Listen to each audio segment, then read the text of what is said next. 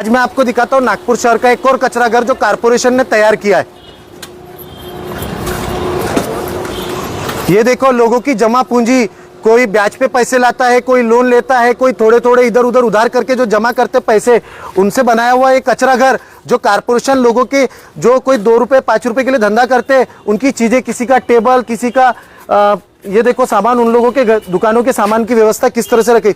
ये देखो टूटे हुए चेयर, ये लोगों के घर के चेयर, बैनर है, ये सब पैसे से आता है। जो गरीब लोग हैं ना, ये सिर्फ गरीब लोगों के दुकान का सामान है। ये देखो कचरे से भरा हुआ गाड़ी में माल, ये क्या है, ये पूरा देखो, ये टेबल चाइनीज वालों के ठेले, ये पानी की कैन, तो ये सब जो चीजें है ना, ये गरीब लोग है ना बहुत इधर उधर से जमा करके करते हैं, जिनकी व्यवस्था देखो, रखने की व्यवस्था किस तरह से, ये किसी घर के अलमारी, ये चेयर, ये पानी के ड्रम, ये क्या हो रहा है, ये कचरा घर देखो किस तरह से कचरा घर बना दिए कारपोरेशन ने। और जो लोग इस चीजों को अपने छुड़ाने भी आते, तो उन लोगों का सामान आधे से ज्यादा से चोरी हो जाता है, जिसकी मैंने आपको कॉपी दिखा चुका हूं। तो इस तरह से कारपोरेशन लोगों का सामान इस तरह से रखते। अपने घर में अगर अपन 5 रुपए की भी चीज लाते तो घर में अच्छे सजा के रखते, लेकिन अतिक्रमण में जो सामान उठाया जाता है उसकी व्यवस्था देखो आप किस तरह से।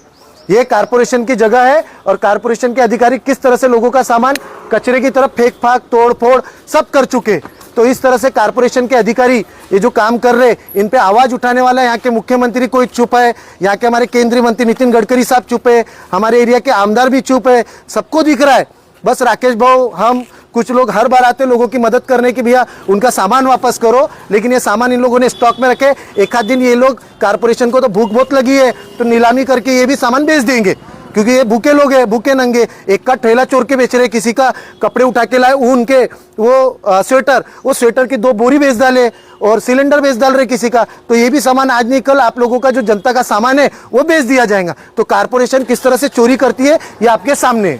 जो आवाज नहीं उठाएगा वो मुर्दाबाद है, चाहे वो आमदार हो, खासदार हो, या यहाँ के मुख्यमंत्री हो, जो मंत्री है, सब मुर्दाबाद है, क्योंकि ये जनता की चीज है। आवाज उठाना चाहिए सबने।